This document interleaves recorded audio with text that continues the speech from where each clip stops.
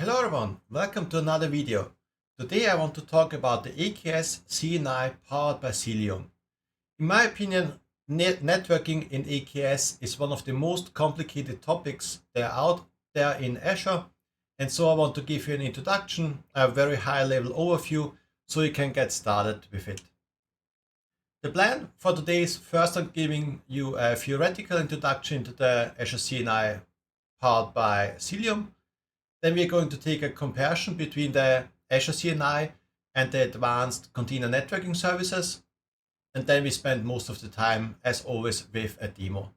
If you're interested in the slides or the code, you can scan the QR code, or you can also find the link in the description down below. So now let's get started with the Azure CNI powered by Cilium. It's a bit of a horrible name, but what it is, it's a free CNI, a container network interface, and it also brings Cilium out of the box. So you don't have to install it. It will be there automatically when you select it, when you create your cluster. And what it does is it replaces the kube-proxy with eBPF. The kube-proxy runs on every node and it takes care of all the networking stuff. For example, it assigns IP addresses to our pods. It has the IP tables. And so Kubernetes knows how to route traffic to our pods. With eBPF, we don't have that anymore. The advantage is that we can create our pods faster because we don't have to create new IP addresses for our pods. We use identities instead. And therefore, we also don't have IP tables we have to update or regenerate.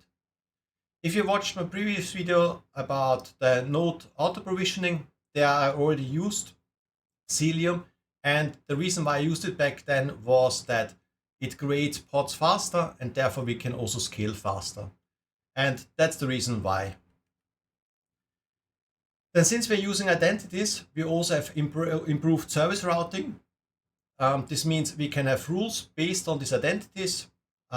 This means we can use names, we don't have to use IP addresses, and therefore the routing will be improved.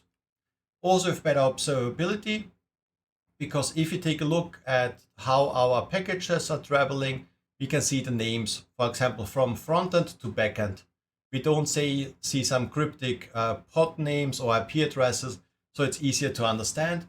Plus with additional tools like Hubble, which also allow us to see what's going on in our networking. Then the downsides, if you want to call it a downside, is that this CNI is only available if you use Linux. This means Ubuntu or Azure Linux.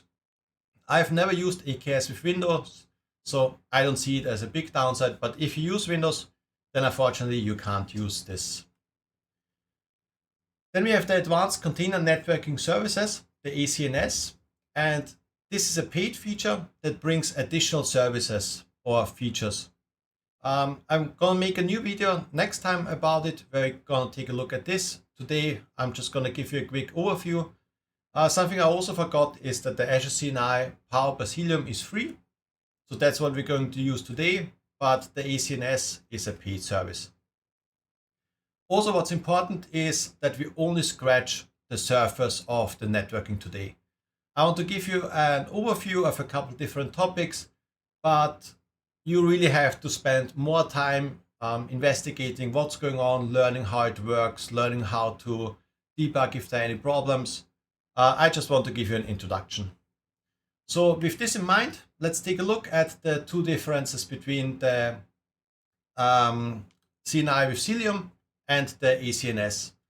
So what we can see that both support like basic policies, like we have Kubernetes network policies with redirect policies, level 3 and level 4 policies. But if you want to go to the advanced features like FQDN filtering, this means you can lock down external sources based on the URL, or you can have MTLS encryption. This means the connection between your pods is encrypted, or WireGuard, where the connection between your nodes is encrypted. All of this needs the ACNS. So for today, we're only going to take a look at the basics, and next time we're going to look at the FQDN filtering, the level 7 network policies, and MTLS. With the theory, Now done, let's switch over to the terminal. Let's get started creating a new AKS cluster, and then let's take a look at the networking. All right, here in the terminal, let's define a couple of variables first. So that's the name, the location, and the resource group of my AKS cluster. And then two more variables for the namespace for the frontend and the namespace of the backend. So these are going to be two namespaces we're going to use to test the networking capabilities today. With this, we can now create a new resource group and then deploy our AKS cluster inside this resource group.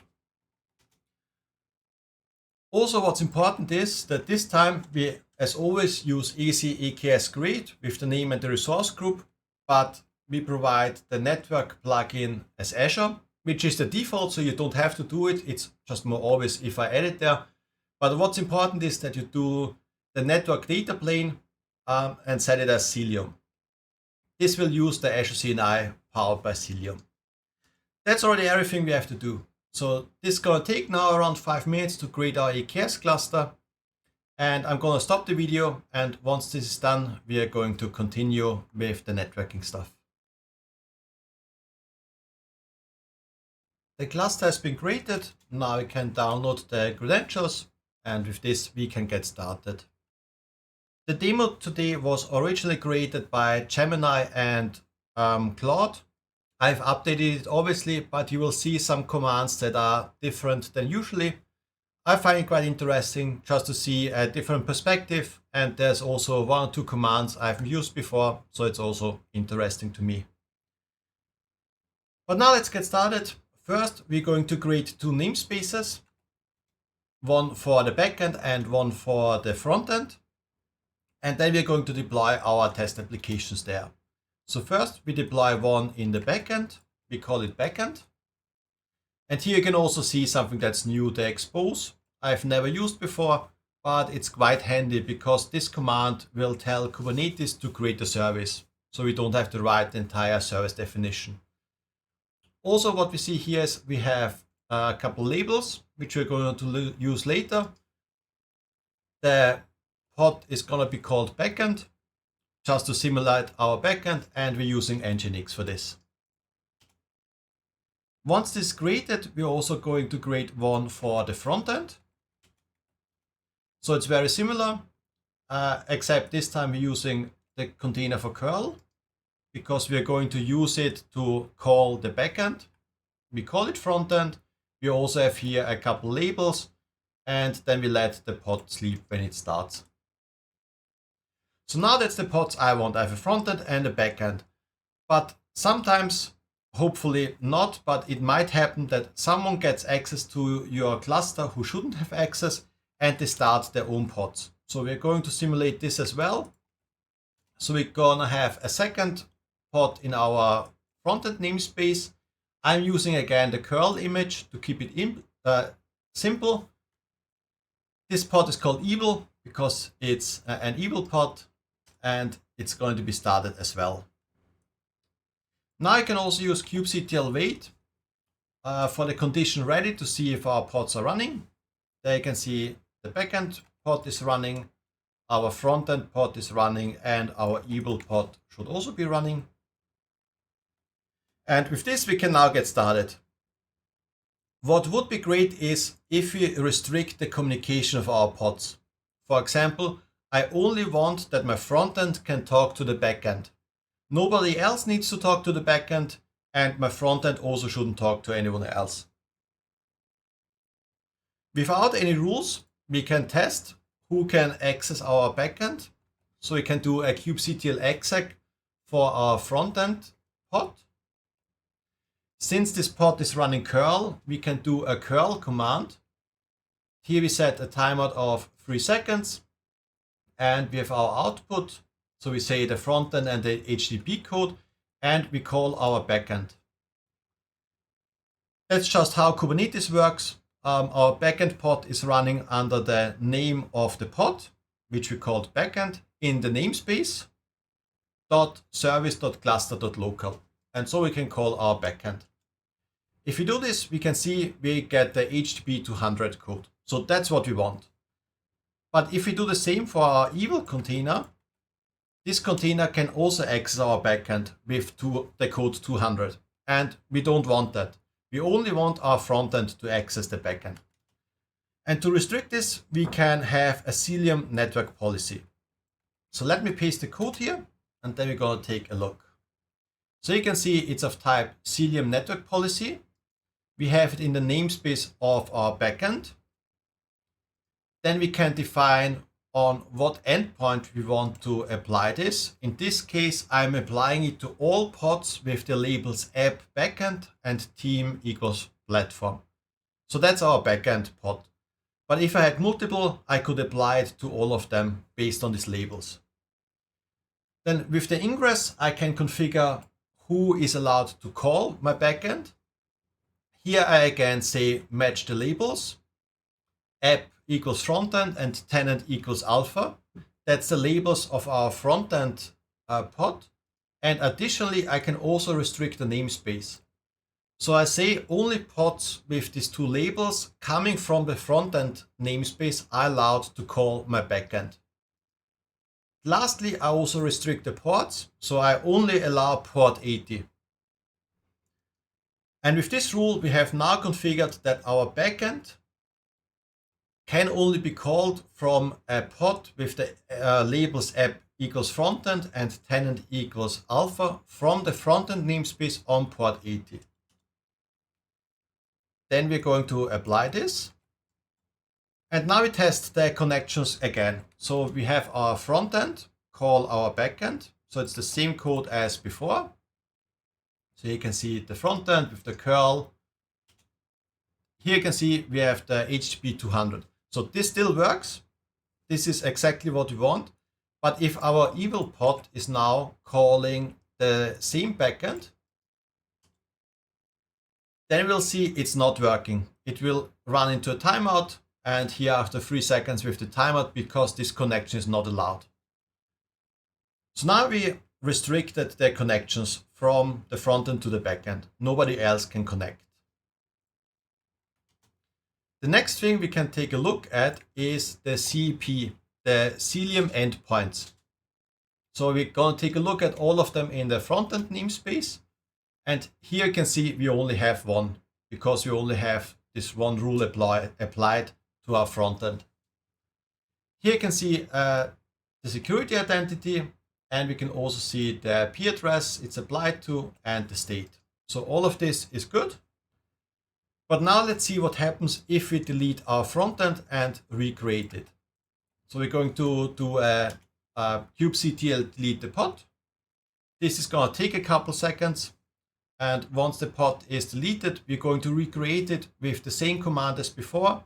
And then we execute the kubectl get CEP again and see what difference we see there. With the pod deleted, now let's recreate it, the same command as before. Then we're going to wait until it's ready. So there you can see our pod is running, and then we do a kubectl get CEP for the frontend again. And what we can see here is that the security identity is the same, but the IP address is a different one.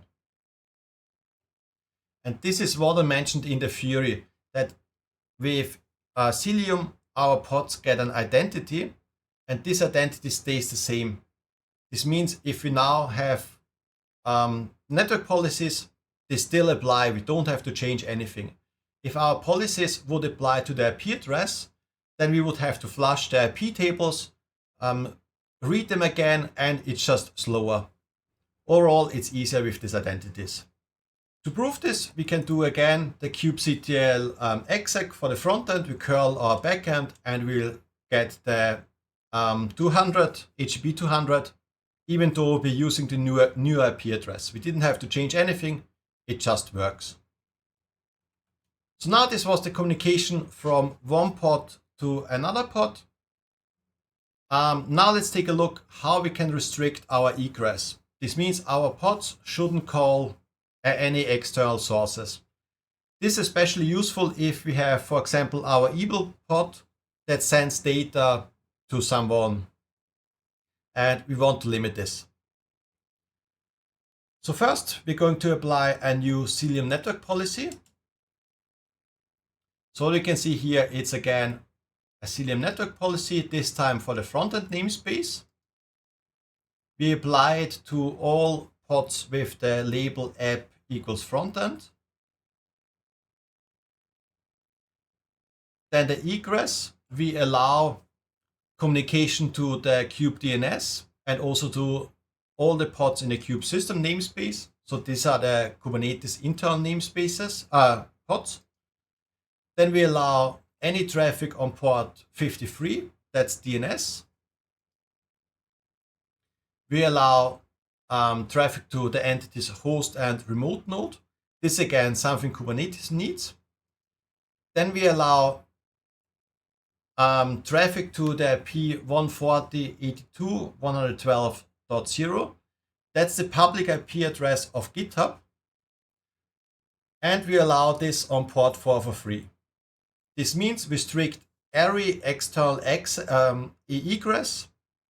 This means we can't call anything except GitHub. One problem of this setup is that the IP address of GitHub might change. And it would be way nicer if we can just write github.com here. But this is a feature that's only available with the ACNS. This would be a full qualified domain name filtering, and unfortunately that's not possible with the free version. So we have to keep it this way for now. So let's apply this, and now we can test it.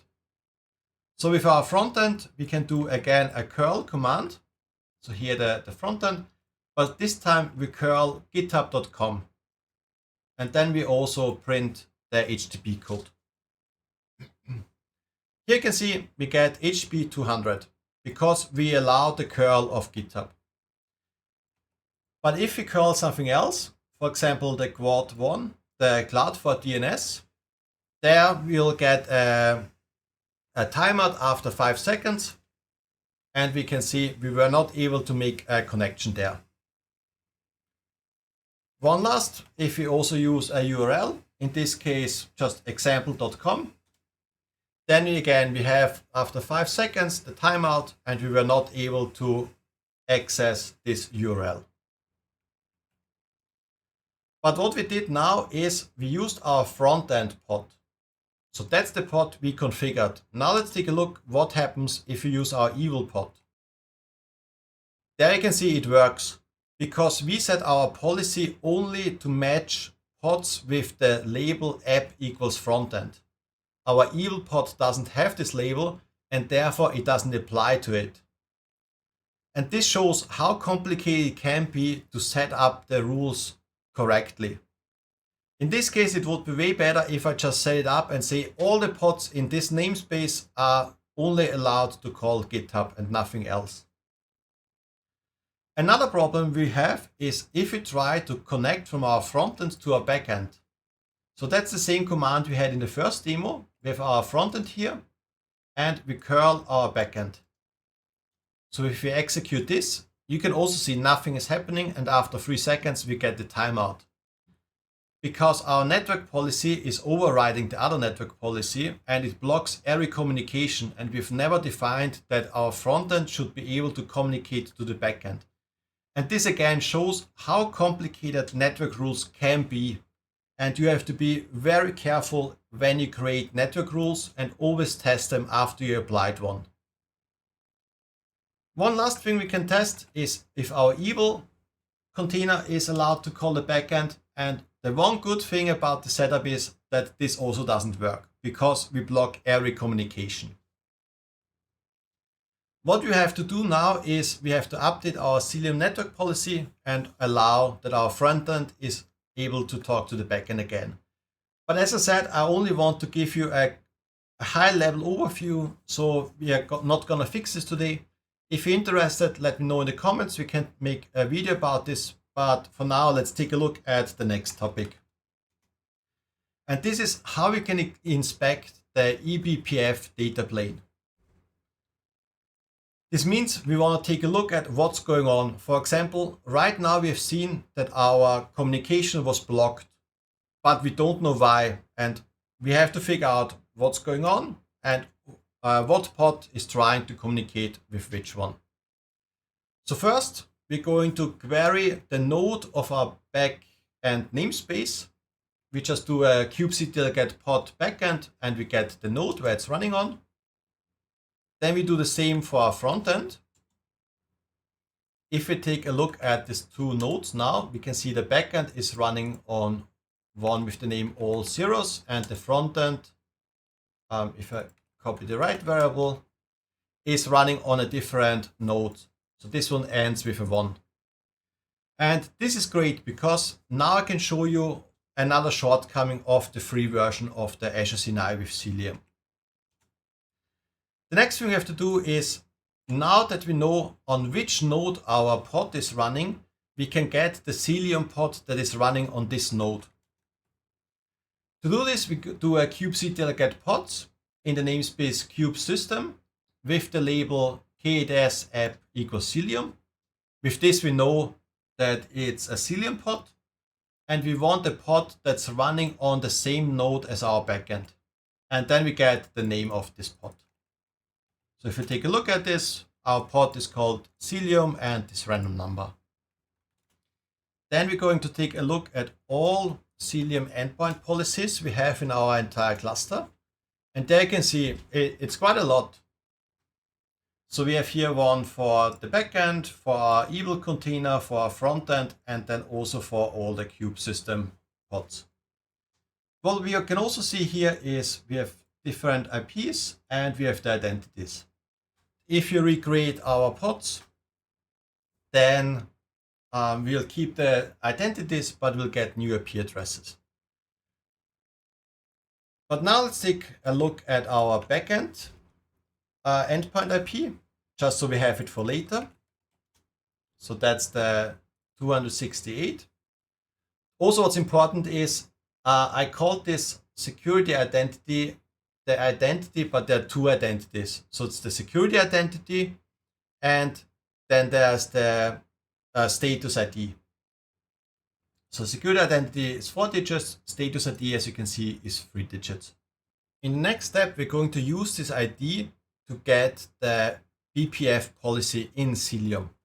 So now it's getting a bit complicated because we dive into Cilium, but what we're going to do is we do a kubectl exec of our Cilium pod, and there we use the Cilium agent, and we execute this Cilium BPF policy get with the ID of our endpoint.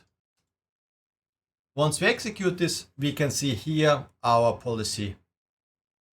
So you can see it allows the ingress from the app with the front end and some internal communication, like the service account. It's using the default one. It's not using its own, which also would be a bad thing in a real cluster. We can see here it has another label, but it gives you some very basic information what's going on. And something else we can do is we can monitor the connections.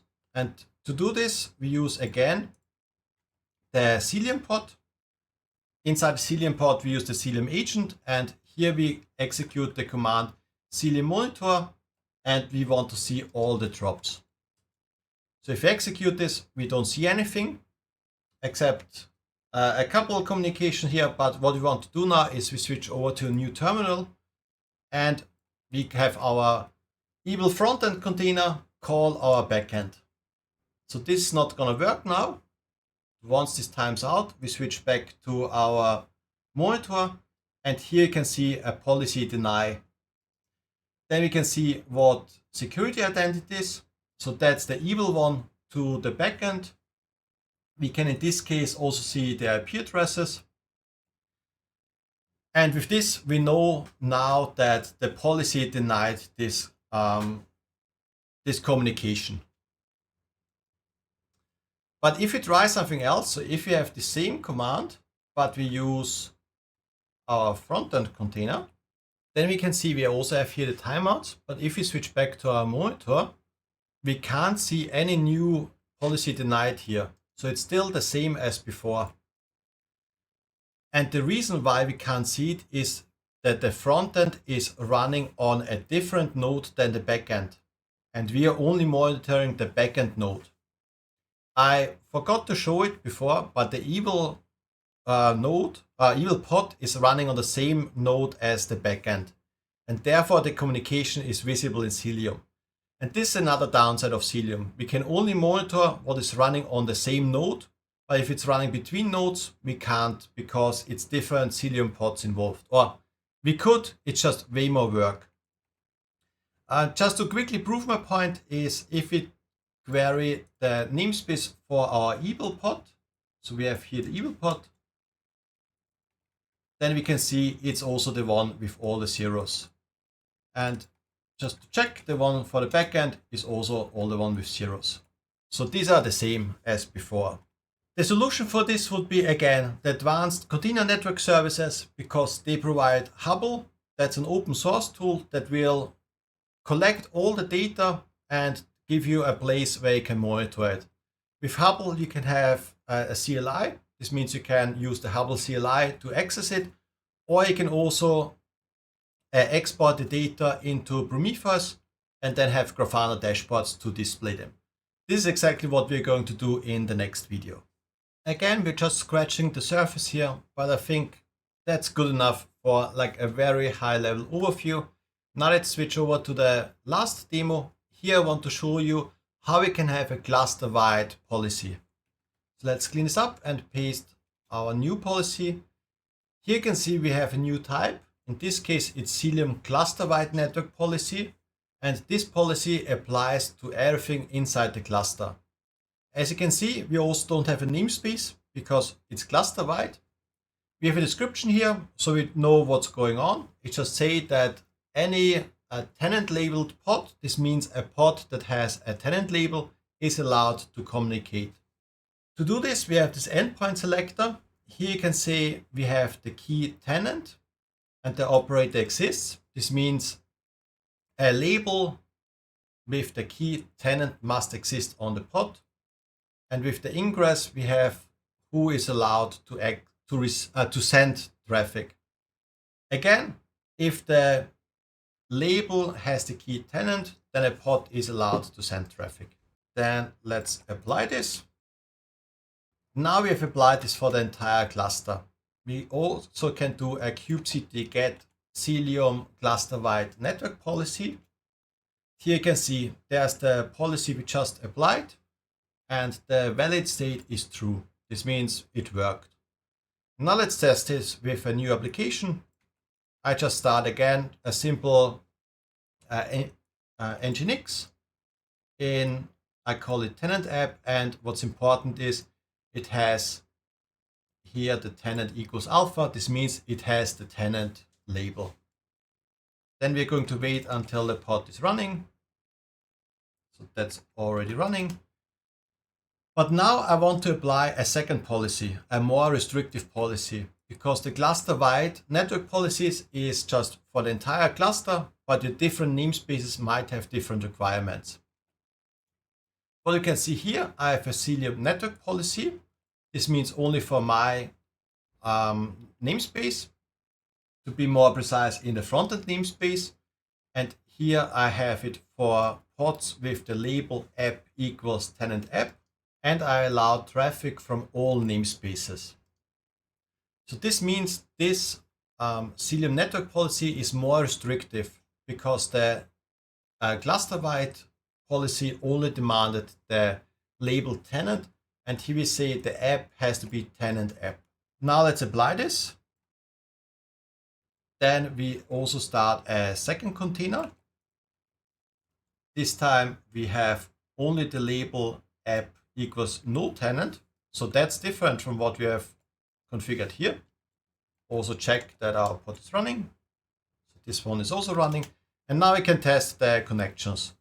So first, we have from our evil container in the frontend namespace, we send a curl to the tenant app name pod, also in the frontend namespace. If you execute this, it works. Even though we have in our policy just configured that we only allow pods with the label app equals tenant app. And this shows that the cluster-wide network policy overrides the Cilium network policy. This is again something you have to think about and something that can be very confusing, because you would think that the more restrictive one is winning, but the cluster-wide network policy is overriding the local one. Another example is we can have our pod with the node tenant label from the backend, and we try to call our tenant app. If we execute this, we'll get a timeout after 3 seconds because this pod doesn't have the label tenant, what again we configured in the cluster wide network policy. To prove that what I'm saying is actually right, let's delete this cluster wide network policy with kubectl delete. Then we provide the name, since we only have this one. Now we try again to call from our evil frontend namespace our tenant app in the frontend namespace. Here you can see we get the HTTP 200, and if our no tenant pod is calling the tenant app, then we also get a 200. This shows that the Cilium cluster-wide network policy, which is a horrible name, but what it showed is that the cluster policy overrode the local one and blocked our traffic. All right, I think that's enough for today. Let's switch back to the presentation and for a quick recap. That's everything I want to show you today. Today we've seen networking can be really complicated, but with the Azure CNI Powered by Cilium, we get some very interesting features. Again, they're very complicated, but once you get used to working with them, you understand them, they can be very powerful. So we've seen that we were able to set policies. For example, we blocked all external traffic except to GitHub. We can block traffic between pods, so only the front end can talk to the back end. We can block traffic based on labels, and we can also have policies for the entire cluster. We've also seen that it's very easy to have an outcome you don't expect, because one policy trumps another policy, and it's just something you don't expect to happen. We've also seen that we can have some basic monitoring with the Cilium pods, but we were only able to monitor on the same node. This means our Cilium pod had to run on the same node as our backend node to monitor the backend node. All of these shortcomings will be improved with the advanced container networking services, something we're going to take a look next time. It's a paid service, but it brings more features. For example, we don't have to rely on public IP addresses. We can use the domain names. So we can say we want to block all traffic except to github.com. As I said a couple times before already, we only scratched the surface of this. I think I could talk like several days about networking, and there would still way more we could talk about. So I hope I gave you enough to get started, to install it yourself and just try it out. Start very simple, as I did today, just one front end, one back end, and block the communication between these two. Then extend from there on, and if something doesn't work, just try to figure out what didn't work. And if you can't figure it out, delete the policy and start over. It's just a long learning process, but I think it's really interesting, and I hope you liked it as much as I did. If you did, I would appreciate if you could leave a comment or a like. If you didn't like it, also write me a comment. And I hope to see you next time with more Kubernetes networking.